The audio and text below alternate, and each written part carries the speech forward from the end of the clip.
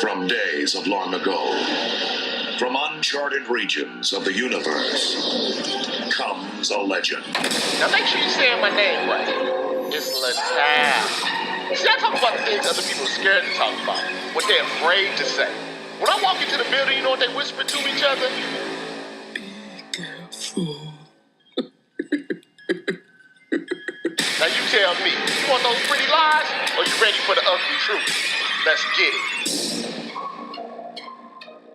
This is Robert Littal from BlackSportsOnline.com, and you're listening to the Ugly Truth podcast. You can check it out on iTunes, Spotify, SoundCloud. If there's a podcast location, I will be there. Today, special podcast. I told you guys I'm going to do this from time to time. It all depends on what's going on. If something is breaking news or I think it's viral or it needs my voice and opinion, I will just do those as they come along. But I'm going to sprinkle in some interviews with the people that I know within the industry, sports media, athletes, kind of get their take on certain things that are going on out there in the world of sports and sports entertainment. The first one that we're doing today is the great Jalen Rose, Fab Five, long NBA career, and now is taking over ESPN. Beyond Stephen A. Smith, he's probably the hardest working man at ESPN. Of course, I asked him the questions that I know that you want to know the answers to. Specifically, and this is what, when I do all the headlines and stuff, this is what it's going to be about. Specifically, does it bother him when people do the 81 Kobe jokes? So we're going to start with that, and then we have some other things that we talked to Jalen about. I hope you enjoy the interview, and I'll come right back after it's over. How you doing, Jalen? I'm doing great. How are you? I'm doing well. I appreciate you taking the time. Oh, no problem. I'm funny. I was just browsing through it. I was laughing. I saw the Joel 81 game. I was dying laughing. Yeah, it's funny because, I know you're busy, so I kind of get right into it. That was kind of the first thing I was going to ask you about, had you had seen that.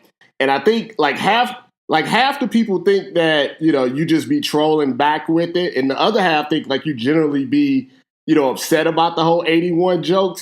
For the record, when you see that either from a player or someone on social media, or I know you made fun of it yourself on your TV show, what do you think about that whole phenomenon of the 81? Well, hopefully this becomes like an exercise for a life skill. So growing up on the northwest side of Detroit and being poor and being skinny and having bad teeth and having bad skin, and everybody wants to deny or shoot down your dreams, you have to develop a level of thick skin. And also, I like to say sometimes your critics are right. So you have to take a balance in however the scenario presents itself. So being like an athlete, you're used to people cheering for you or cheering against you, rooting for you or rooting against you. And what ends up happening is people are always saying stuff about you, good, bad, or indifferent. Some of it's true, some of it isn't. And so I don't take it like no type of weight or catch any feelings behind it or anything like that. I mean, he's one of the greatest basketball players of all time. That's what happens when you go up against iconic figures like that. If I score 40 in the game, he better be able to score 80. What do you feel about? I've been seeing this lately. Some of the let me put it like this: some of the older players, or recently retired players, they get into media, and now we have social media and everything, and they're giving their opinions on what they feel, about the younger players in the league, and sometimes you see a little back and forth with that. We saw with Andrew Wiggins. On social media. And so as a player that's, still, not you're not old, but, recently, someone retired, but it was not that long ago since you've been in the league. How do you see that dynamic between younger players and, kind of the OGs? Is there still a level of respect, or has that kind of, changed over the years because of social media? Well, a few things. Fortunately, fortunately for me, I'm unique in the fact that radio, TV, film, and mass communications was what I studied in college, and it's always what I wanted to do. And I had a plan behind participating in the 2000 NBA Finals for the Pacers versus being traded to the Bulls in 2002 while the team had 9 wins in February. So I'm like, we're not going to the playoffs. So I reached out to a contact that I had at BT Mad Sports, pitched them an idea to cover the finals. It was Nets and Lakers. So all you got to do is send the cameraman. I'll get the access. We cut it, we spliced it, we edited it. They liked it. They ran it on TV. I took that same footage and pitched it to the best damn sports show, and they basically hired me. So from 2002 to 2007, I was physically a player in the league averaging 20 points while working. So the dynamic that I learned is take the emotion out, take any personal feelings out, give an opinion, but it's important that your opinion be based on facts. Mm-hmm. And don't name call. Yeah. So those are some, not saying that I don't do or have not done any of those things. I've been doing this for almost 20 years for television. And so, but that's kind of my approach. And I think when people see that you approach it that way, they understand and respect that you got a job. Absolutely. So to get like actually into, the season, the majority of the talk in the offseason was about, LeBron going to the Lakers. Did that, surprise you? Did you have like kind of I think you've broke some stories and had some inside scoops on things well before they happened. Was it a surprise to you? And what do you think LeBron's reasoning was? And in the end, how do you think the end game is going to be with LeBron and the Lakers, how he's going to be remembered? It wasn't a total surprise. You know how it works. Being on the inside of this, you kind of see seeds being planted before they happen. So knowing Rich and knowing Mav and seeing how they moved their businesses to California and they started to kind of set up shop on the West Coast. It seemed like that was something that they were, LeBron bought a house out here. Like the seeds were being planted almost. So it wasn't a total shock when it happened. Plus, the Cavs roster just had no more upside. He had basically done, in theory, all he could do with that team, especially once Kyrie Irving decided that he didn't want to play there anymore. So, in theory, I love it for the game. Because the Purple and Gold is an iconic franchise in the annals of sports history. You got an iconic top 5 player while still playing at an MVP level for a team that haven't made the playoffs in the last 5 years and had the worst record in the league. So that in itself, catapults them into the conversation. They did a really good job of drafting Ingram and Kuzma and Ball and Hart. So it's going to be great to see how that dynamic plays on the tough Western Conference. Absolutely. Now, this is a question that I had, and I think you would have a unique insight on it. We hear this a lot. I've been covering, the NBA, like really deeply into the NBA, probably for like the last 10 years or so. Well, 10, 13 years. So I like to call that like the LeBron, era of basketball and the social media era of basketball. And during that time, at least publicly, we see a lot more socializing between the players, a lot more business relationships between the players, a lot more friendships off the court with players. And fans seem to think that is different than it was 10, 15, 20 years ago. Maybe the Michael Jordan era, the early Kobe era, even going back to the Magic and Larry Bird era. As a player, can you tell us, is that true? Was there less interaction, less friendships? Was it more bad blood, during the time that you played? Or is it just different because we're able to see more of the off the court interaction from players because of social media and because of the technology that's involved. We just see more of what they're doing and who they're doing it with. So it gives the appearance that it's different than what it was in the past. Right. So a couple of things at play. Directly, there is more fraternizing now on and or off the floor by opponents than in the past. That is the case.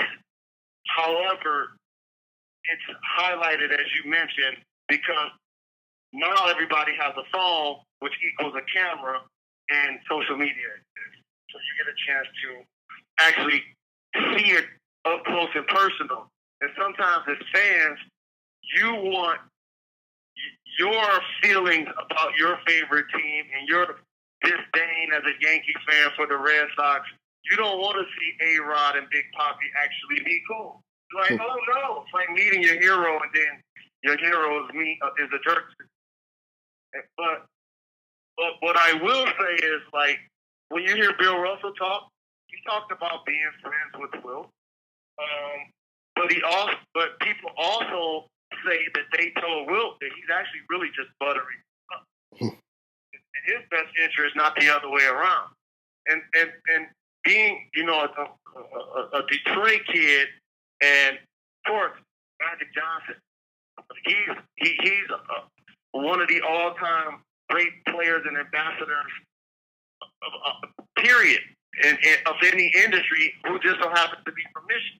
So I grew up watching his trajectory. I grew up watching Isaiah Thomas because I idolized those guys. And it just so happened that they were best friends.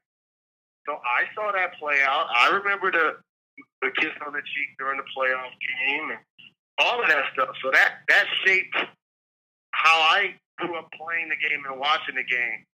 But also, it's personality driven. If you notice, Magic Johnson, Isaiah Thomas, two of the things that define those guys are they have big personalities, they have big smiles. Well, Michael Jordan and Larry Bird's personality aren't like that. Kobe Bryant's personality isn't like that. Shaq's was. So really, I think it's just more personality driven, because if you think about it, like somebody like Kawhi, you don't see him in theory doing what we're describing. It's kind of not his personality. Right. And then you hear other guys come out like a Dame Lillard who talked about, I feel like if I'm the best player, then I want to get people to come run with me and or try to beat the super team, not join the super team. So it is being said and it is being done by today's player. It just looks a lot different because we get a chance to see and hear every conversation. We get a chance to see who's following who on social media, see who's liking each other's pictures and videos and stuff like that. And so I think that's more of the dynamic, is that we get a chance to share in that communication, whereas before it was more just like urban legend. Gotcha. And then the last question I got for you, in either conference, if you can choose one team that could kind of stop this Warriors three-peat from happening, which team do you think is suited best to take them out in a 7-game series? In this order, number one, the Boston Celtics. They're like, for me, the Warriors of the East. They're a legitimate foe for the Golden State Warriors. When you look at their teams from top to bottom, like, if that is the NBA Finals, the home court advantage is obviously going to be key. But other than that, like, that's going to be a tough series. Because of all of the reasons they made it to the conference finals without Kyrie and Gordon Hayward. Oh, and they just brought them back. Tatum's in his second year. Brown's in his third year. Re-signed Rozier. Re-signed Smart. Retained Rozier. So this is going to be the last run for that group. They're not going to be able to keep, just salary-wise even, and just so many assets. Like, the Celtics might have 3 first-round picks this year. Like that. Wow. And so when you have an embarrassment of riches like that, this is going to be the last iteration of this squad. But Brad on the sidelines, one of the best minds in the game. So definitely Boston, a legitimate fault. And then just a notch below Houston. Like I'm not mad at what they've accomplished. Like I appreciate how James had the Rockets as a top 3 team before CP3 and before Melo. And so for them to take the leap that they took last year and was up 3-1 and then had to just 27 straight threes, a historic number when they lost. I know they lost, Ariza, Bamute and stuff like that, but they still got the 2 guys I mentioned.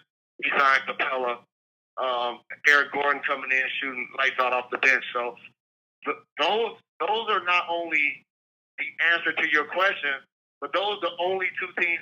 If somebody was going to beat them, it would be one of them. I appreciate your time, Jalen. Be sure to tell Jacoby I said what's up. I love listening to you guys' show, especially when you grab some of our crazy stories to talk about. No doubt. I appreciate Jalen Rose coming on the Ugly Truth podcast with me, Robert Littal. It's always funny when the 81 jokes come. So now you have your definitive answer on if Jalen Rose is truly offended by the 81 jokes. And I know some of you been blocked on Twitter and Instagram, for making the jokes. But hey, that comes with the territory. If you decide to, tweet or send a comment and you're a little slick, you might get blocked. I've blocked people for less, for much, much less. Before I get out of here, I just wanted to make a brief statement on the GOAT, the greatest of all time. It's been a lot of conversation because LeBron said he was the GOAT because he beat the 73-9 Warriors team down 3-1 in the finals. A lot of people lost their mind. A lot of people got very sensitive about it. It got to some meet me in Temecula levels, which I thought was, a little interesting. I mean, I didn't think it was a big deal. I was like, oh, LeBron said he's the GOAT. Figured people talk about it for a day and then go about their business. But they really mad. It was like when Steph, said that the moon landing was fake. People was really in their feelings. I don't know. Maybe it's just me. Sports, in and of themselves, are emotional. And you get excited, while you're watching them. And, the agony of defeat, the joys of victory, all of that good stuff. But I've never been mad. You know what I mean? Like, I've never been mad about anything that happens. Maybe a raised eyebrow. I get maybe a little disappointed if my team, or my school, I should say, my alma mater, Ohio State, loses. But never mad, never angry, never like I can't function for the rest of the day. I have to curse out everybody on social media. In some cases, you see these people breaking their TVs. Like, why would I break a $1,000 TV I just bought? Why would I do that? That doesn't make any sense. Why would I break a door? Why would I punch a window? Why would I burn a jersey that I already paid for? That's just stupid. Really makes no sense at all. But people get really angry. I don't understand it, but people get really, really angry. But in regards to the GOAT, I don't think there's a problem with calling yourself the GOAT if you have some evidence to try to back it up. LeBron, regardless of what you think of him personally, and actually personally is the part you should like about him, does a lot of great things. But even if, you want to bring up his finals record and other things, that's fine. That's all stuff where you can say, well, Michael Jordan's the GOAT, or Wilt Chamberlain, or Bill Russell, whatever. I mean, that's fine to have your opinion. But if your opinion is he doesn't have a case, then your opinion is not valid. Because the man has a case.